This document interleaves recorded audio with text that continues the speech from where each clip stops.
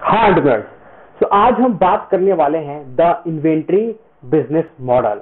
यानी कि grocery inventory business model कैसे करते हैं। अगर आप सोच रहे हैं ग्रोसरी का स्टार्टअप करने के बारे में, तो आज हम बात करेंगे इन दिस वीडियो ये ग्रोसरी इन्वेंट्री बिजनेस मॉडल कैसे करते हैं और इसका प्रोसेस क्या है। लेकिन उससे पहले एज ऑलवेज जो मैं बोलता हूँ आपको, अगर आप मेरे चैनल पे पहली बार आए हैं तो चैनल को सब्सक्राइब करके और बेल आइकन को प्रेस कर लीजिएगा। और वीडियो अगर थोड़ी लंबी भी हो जाए तो इसके लिए चिंता मत करिएगा, क्योंकि फास्ट नहीं बोलूंगा। अगर मैं फास्ट बोलूंगा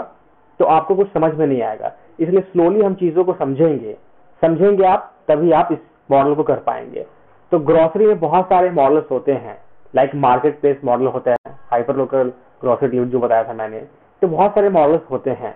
तो अगर आप चाहते हैं मार्केट प्लेस मॉडल पे काम नहीं करना, जो कि मार्केट प्लेस में क्या होता है आप सभी को पता है, जो कि टाई अप करना पड़ता है वेंडर से,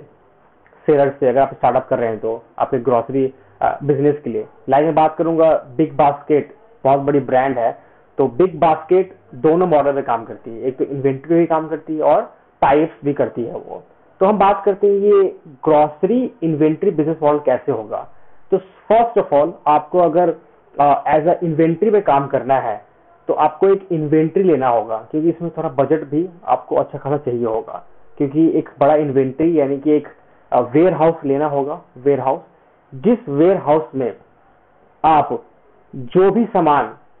सोर्स कर रहे हैं, लाइक आपका मॉडल किस पे है। अगर आप सोच रहे हैं ग्रोसरी में और एंड वेजिटेबल में लोगों को फ्रेश चीजें देना, फ्रेश, तो अगर ग्रोसरी है तो किसी मैन्युफैक्चरर से आप सोर्स कर रहे हैं सारे प्रोडक्ट्स को, ठीक है। अगर आप वेजिटेबल्स में कर रहे हैं तो वेजिटेबल्स जैसे आलू है, टमाटर है, ये सारी चीजें हैं। तो अगर आप ये सोच रहे हैं कि हम फार्म से टाइप करके डायरेक्ट उठा के फार्मर से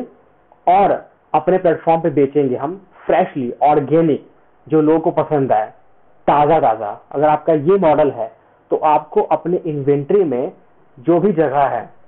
जहां से भी आप चीजों को सोर्स कर रहे हैं, फार्मर से कर रहे हैं, मैन्युफैक्चरर से कर रहे हैं,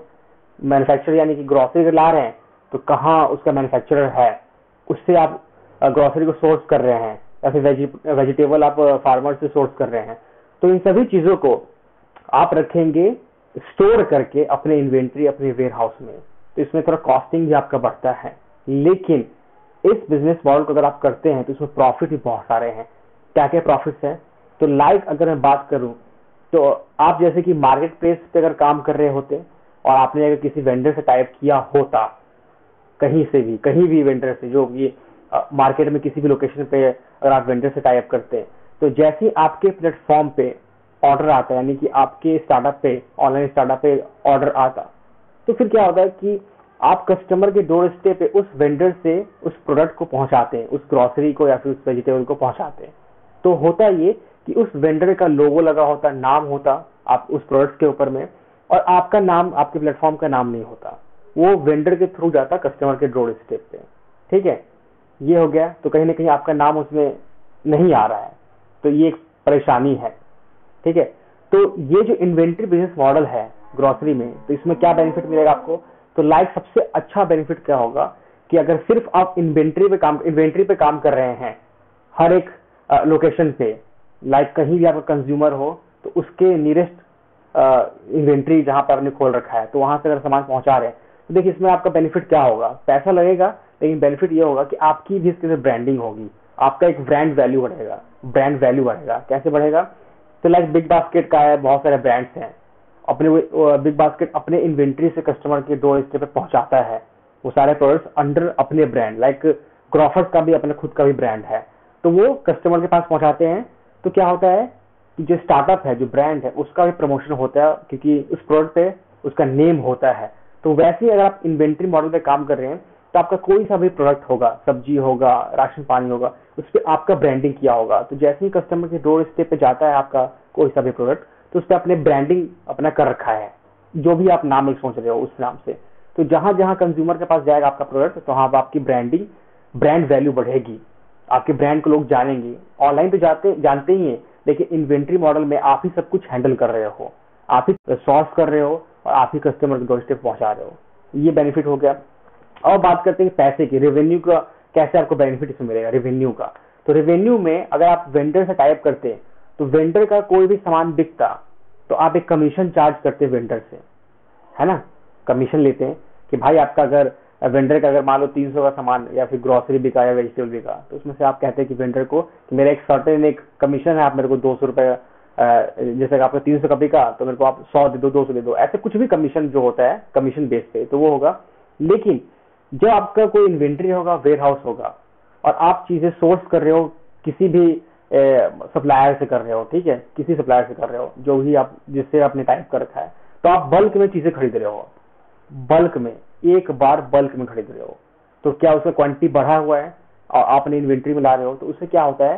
कि बल्क में कोई भी चीज अगर आप खरीदते हो तो उसमें पैसा क्या होता है वो कम लगता है, कम चार्ज, कम पैसा मतलब को देना पड़ता है जहां से वो चीजें ला रहे हो। थोड़ा सा क्वांटिटी के जैसे क्वांटिटी बढ़ती है तो आपकी प्राइसिंग भी कम हो जाती है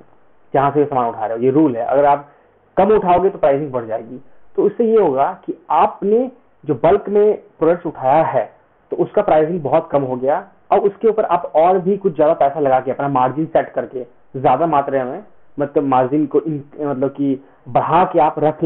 सकते हैं और उसके बाद कस्टमर के डोर स्टेप पे पहुंचा रहे हो तो आपका एक पूरा का पूरा पैसा बच रहा है।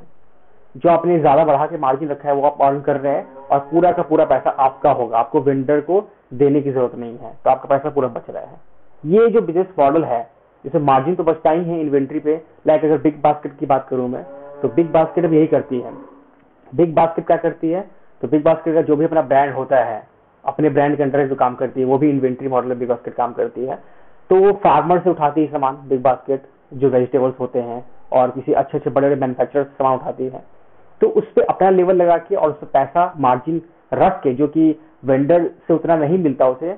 उस प्रोडक्ट पे रख के पैसा वो अच्छा जो होगा पूरा फुल पैसा वो खुद अर्न करती है। दैट्स व्हाई बहुत सारे ऐसे ब्रांड्स हैं मार्केट में, ग्रोफर्स है, बिग बास्केट है और भी ग्रोसरी के प्लेयर्स हैं मार्केट में, प्लेटफॉर्म वाले हैं जो कि वेंडर्स के साथ टाइप तो करते हैं लेकिन अपना खुद का भी जो प्रोडक्ट होता है इन हाउस प्रोडक्ट उसे निकालने की कोशिश करते हैं। तो उसमें क्या होता है कि बताया मैंने कि आप अपना प्रोडक्ट बनवा रहे हो आप, ठीक है, किसी मैन्युफैक्चरर से या फिर कहीं से सोर्स करो अच्छी मात्रा में, तो आपने लेवल लगा रहे हो, ब्रांडिंग कर रहे हो, तो उसमें आपका है, वो पूरा का पूरा आपका है, तो उसमें आप बहुत ज्यादा पैसा उस पर रख सकते हो और कस्टमर से अर्न कर सकते हो। तो ये आपका पूरा है। अब क्या होता है इन्वेंट्री बिजनेस मॉडल में आपको चीजों को थोड़ा और भी हैंडल करना होता है। लाइक आपको ये ध्यान देना होगा कि टाइम टू टाइम आपके इन्वेंट्री में यानी कि आपका जो वेयर हाउस है वहां पे कितने सामान रखे हुए हैं, कितना कम हो रहा है, और कम हो रहा है तो कितनी जल्दी आप उसको रिफिल कर रहे हो, दोबारा उसे सॉर्ट करके तुरंत अपने इन्वेंट्री में डाल रहे हो ताकि कम न पड़े। इस चीज का ध्यान रखना होता है, मेंटेनेंस करना पड़ता है। उसके बाद उसमें आपको ध्यान रखना ये होगा कि आप अपने इन्वेंट्री से जो भी कस्टमर को जो प्रोडक्ट भेज रहे हो, वेजिटेबल भेज रहे हो या फिर ग्रोसरी भेज रहे हो, तो आपका ट्रांसपोर्टेशन पे आपको ध्यान देना होगा कि आप कौन सा ट्रांसपोर्टेशन यूज कर रहे हो, फास्टेस्ट ट्रांसपोर्टेशन कौन सा यूज कर रहे हो, कहाँ से जहां से भी आप सामान मंगा रहे हो उसमें जल्दी सामान आपकी इन्वेंट्री में आ जाए। लाइक आपको अगर आपके इन्वेंट्री में का जो सामान है, जो भी आपके इन्वेंट्री में प्रोडक्ट्स हैं, वेजिटेबल है या फिर ग्रोसरी है, तो सड़ न जाए, खराब ना हो जाए, तो उस पर भी टाइम टू टाइम आपको ध्यान रखना होगा। अगर नहीं बिक रहा है तो उसको फ्रेश धोना पड़ेगा, आपको फ्रेश उसे ताजा रखना होगा, उसको धोना होगा, सुखाना होगा। तो इसमें क्या होता है मैन पावर भी लगता है और आपका एक पूरा पूरा इन्वेंट्री होना चाहिए। लाइक अगर टाइम पे आपका कोई भी सामान बिक नहीं रहा है तो उसको फ्रेश करने के लिए, उसको ताजा करने के लिए आप उसको धोना होगा, ठीक है। सारी चीजें मतलब आपको एक मेंटेन करनी होगी इन्वेंट्री में। आपका जो बिजनेस का तरीका होता है थोड़ा और बढ़ जाता है, आपकी रिस्पॉन्सिबिलिटी थोड़ी और बढ़ जाती है, आपका पैसा जो आप इन्वेस्ट कर रहे हैं वो पैसा भी बढ़ जाता है, पैसा भी आपको ज्यादा लगाना पड़ता है इन्वेंट्री मॉडल में। तो आई थिंक आप समझ गए होंगे, कस्टमर ने ऑर्डर किया आपके प्लेटफॉर्म पे और आपका जो ब्रांड है, आपका जो ओन प्रोडक्ट है, इन हाउस प्रोडक्ट है, वो कस्टमर के डोर स्टेप पे जाएगा आपके इन्वेंट्री से। तो बहुत सारे ऐसे ब्रांड्स हैं जो कि सिर्फ और सिर्फ इन्वेंट्री मॉडल पे ही काम करती है। जहां भी कस्टमर है, कस्टमर के नियर बाय